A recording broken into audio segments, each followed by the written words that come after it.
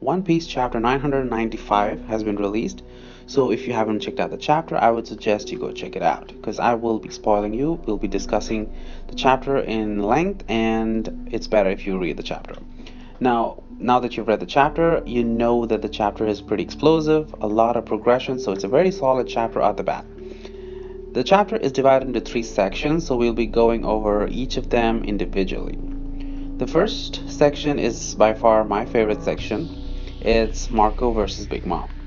Now, we expected Marco to go against Big Mom because, well, the negotiations broke down a couple of chapters ago, and Marco knows that he's pretty much one of the few in Onigashima who can actually take on Big Mom. Now, I expected Marco to actually fight Big Mom. I expected him to do a little bit more because he is Whitebeard's first commander, and a lot of people pretty much had Marco on almost a Yonko ranking. They expected him to be almost a Yonko level. And this chapter just proves once again that the Yonko are on a completely different level. These people are freaks of nature, and normal people like Marco who just have an OP devil fruit cannot really match up against someone like Big Mom. But Marco did do something. He was able to take on Prometheus, and he was almost able to put out Prometheus. I don't know if it would have killed him because Prometheus is a homie, so Prometheus probably won't die, but Marco's flames were able to counter Prometheus. So some kind of special ability with his Phoenix flames, and it even took Big Mom by surprise. Now, there's a little bit of inconsistency here which I've been complaining a lot recently. Why? Because Big Mom's homies were hyped up to be like not taking any damage. They've never taken any damage since Brooke came along, and that's only because Brooke counters her devil fruit directly. That's how they were hyped up. That's their lore. And keep in mind that Zeus and Prometheus have been with Big Mom for a long time, ever since she was a child. They've been through her entire journey into being a Yonko. They've been through rocks, they've been through God Valley, and they have never taken any damage. They've never been hurt till Brooke came along. But now they're being hurt, they're being disabled left and right. All of a sudden, Brooke took out Zeus just like that, one slice, and he's pretty much done for. He's a tiny little cloud who can't do much. And Marco taking out Prometheus. Pretty much two of her homies, two of her strongest homies who we thought were pretty much invincible. They're very strong, are now pretty much useless. And I guess it's for progression, it's for story. Big Mom has to be taken out. She's too strong. She has to get nerfed. So for that regard, I can understand why Oda is doing this, but it's still inconsistent, right?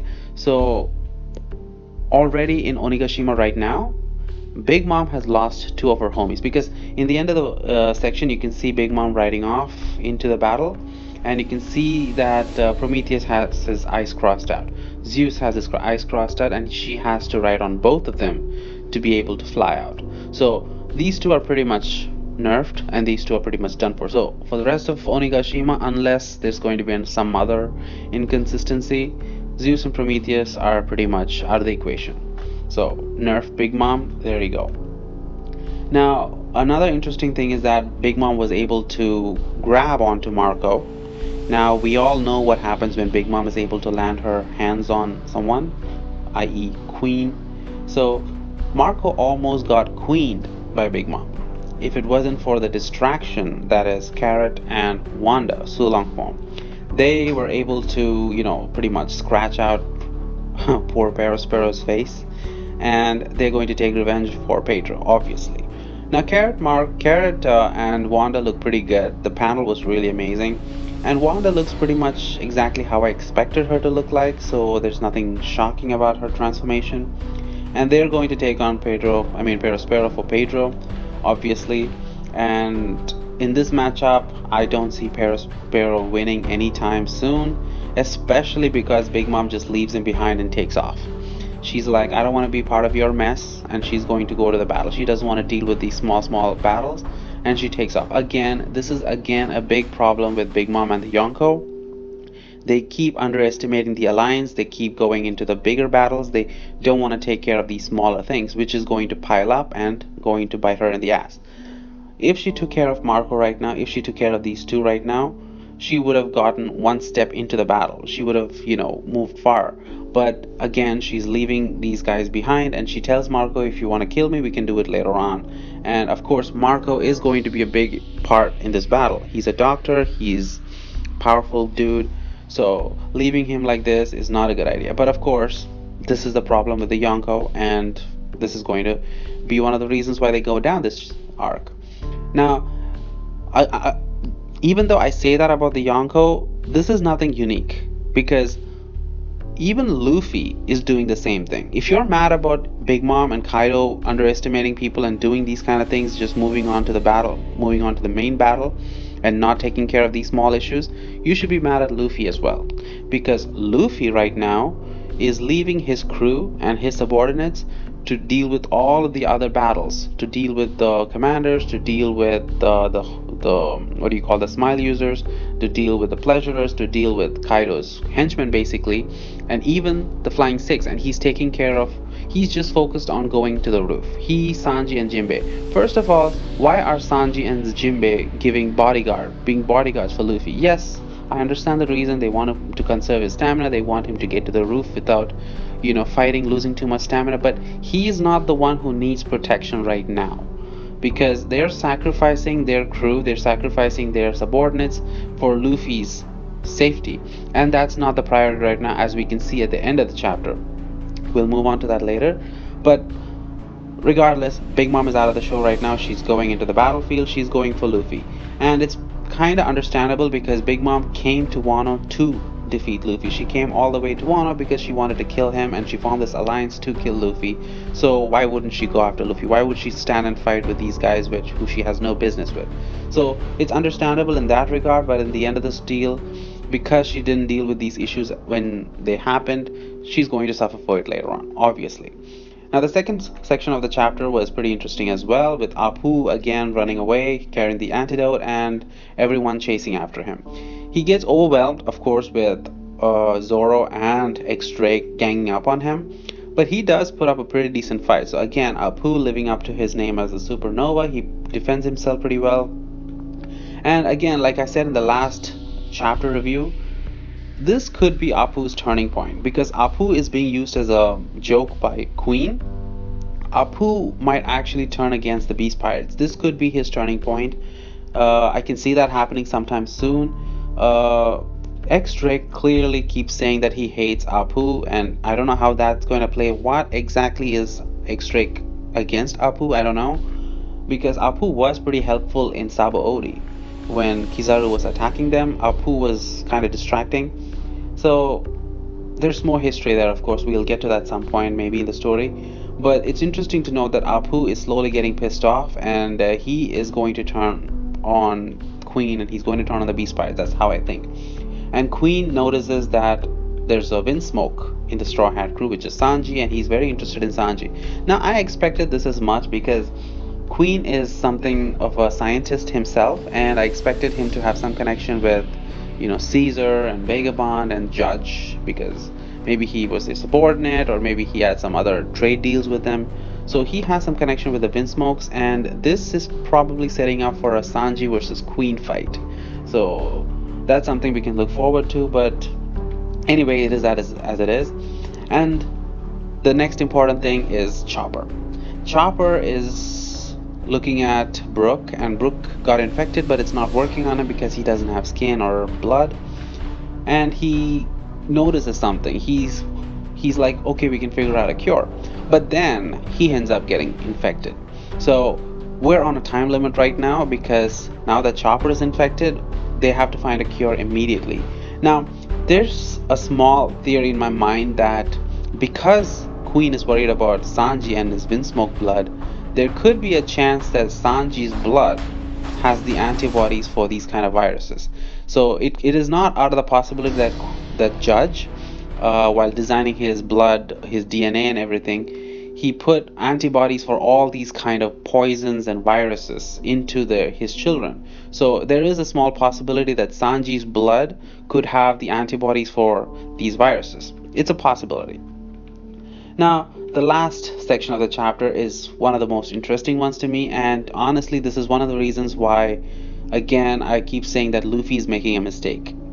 So we start out with Usopp using his plant thing on Ulti, and Ulti does get taken back, but of course, her brother, the page one, he snaps the plant and he rescues her. Usopp is pretty much bloodied up. Nami is already bloodied up and she's lying on the floor. She cannot do anything more. Now, this is pretty interesting and disappointing at the same time because we didn't see Nami fight. Nami's fight with these guys were pretty much off screen, and we can see, Usopp doing something which is very, very interesting, but none of it is having any effect on Zoans because these guys are top of the line Zoan, ancient Zoans, and we pretty much expected that Nami and Usopp would lose to them. But I didn't expect them to go down this badly because they didn't even manage to hurt these two. Like, Ulti and Page 1 don't feel a thing. They are pretty much unhurt.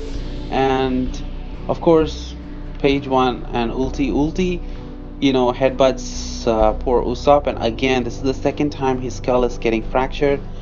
I don't know how he's going to survive this, but of course he will survive it, but his nose is broken, his body is broken, and he gets back up. In normal sense, people keep saying that Usopp is the most normal person in the Straw Hat crew. After taking damage like that through the skull and the brain, I don't know if he's normal enough to actually get up. He's not a normal person anymore. He's God Usopp, because a normal person would have died from that. So take it as you will. Now, Nami, this is the most important part for me because I was touched by Nami. I felt bad for her because if she had Zeus, she probably could have put up a decent fight, but of course we didn't see the fight to start with, and Nami's completely bloodied up. Now, this is what I mean by Luffy and company just leaving these strong people. Luffy had to go Gear 4 against Ulti. He was about to go Gear 4. He tried his Gear 3 on them, it didn't work, and he was forced to go to Gear 4. He's leaving opponents like these to Nami and Usopp. What kind of sense does that make? What kind of logic does that make? Yes, he's believing in the power of friendship and that they will be able to handle it, and all that good stuff is right. But a little bit of common sense, like Luffy is not the one who needs protection right now. Luffy is not the one who needs Jinbei and Sanji as bodyguards. Look at what's happening. They almost died. In a realistic situation, this is it. They're dead. A hit like that to the skull should have killed Usopp, to be honest. Of course, the only reason he survives is because he's a main character. He's one of the main characters, the Straw Hats. Nami should have died as well, but of course, she's a main character. It's a completely dumb decision. The same decision that Big Mom is doing right now, leaving Perospero behind to deal with 3 people at once. The same thing Luffy did. Luffy's going after the king, he's going after Kaido, but he's leaving his crew to handle everything else. Now, that's not ending well. Of course, because they are the Straw Hats, they'll somehow pull through, we know that. But the decision there is completely wrong. Why? Chopper, because of the Ice Onis are overwhelming them, Chopper is getting infected and their time is ticking. The next thing, these guys are almost dead. Nami and Usopp are almost dead, and they didn't do anything to those guys. Page 1 and Ulti completely dominated her, and Page and Ulti even tells her to admit that Luffy will never become the king. But of course, this is my favorite moment where this is going to be absolutely beautiful in the anime, and I probably next year we'll get this in the anime. But Nami, for the first time, this is not the first time she admits that he's going to be the king, but this is the first time she's like crying and admitting that no, she doesn't care about her life. Even Usopp tells her, like in his mind, just lie. You're going to save yourself. Save yourself. You want to live. Just lie to her that yes, Luffy won't become the Pirate King. But she doesn't do that. She cries and she's like, no, Luffy is going to become the Pirate King. So that was a very touching moment. Of course, decisions made were wrong. Everything was wrong. But in the end of the day, the Straw Hats will pull through. We know that. And of course, Luffy is going to the king, and the one who comes to save her is none other than Komainu and Otama. A lot of theories to go around for Otama. A lot of discussions have been going on Reddit based on what Otama is doing here. So I will save Otama and her theories for another video. But Otama is finally here, and of course, battle-wise, I don't see Otama or Koma Inu doing anything to Ulti and Page One. Of course not. But they're here, and they could end up, tag teaming with Usopp and doing something. Why? Kibidango plus Usopp's sniper skills equals to God, because that's where this setup is going. I can see that clearly, and this is going to be very interesting. Now the chapter ends there, and then Nami is saved, Usopp is saved, of course. The chapter is pretty interesting, right? How much would I rate this chapter? There's a lot of progression in this chapter, so I would probably give it a 4.8 out of 5. Really good chapter, really solid chapter. So yeah, it's a very solid chapter overall. I keep scrolling it up and down. I can't see anything that's complain about too much, except for the inconsistencies here and there, and a few decisions that Luffy made that ended up almost costing Usopp and Nami's life. But then again, even if Luffy chose to go with them, I can see them saying no. I can see them refusing his help, and I can see them saying that no, leave them to me, things like that. That's what would happen. That's what the Straw Hats typically do. They try to do their best on their own. So yeah, it could have gone either way. Anyway, I am a little bit disappointed that we didn't see Nami put up a fight. It was off screen, but it is what it is. And of course, there is this one panda dude with his head coming out of the butt. So the Beast Pirates, again, freaks of nature. They're freaks, complete freak shows. Anyway, thank you for watching this video. It did go on for a while, but there's a lot to talk about in this chapter. It's a very interesting chapter. The cover page, we got a brand new cover page as well. So bye bye Beige. I got tired of Beige actually. So it's nice to see a new cover page. Probably I hope we can start a new cover story pretty soon. Either way, a very good chapter, and probably if this goes on like this, we probably could get to chapter 1000 by the end of the year. We'll see how it goes. Thank you for watching, and I will see you on another video. Bye.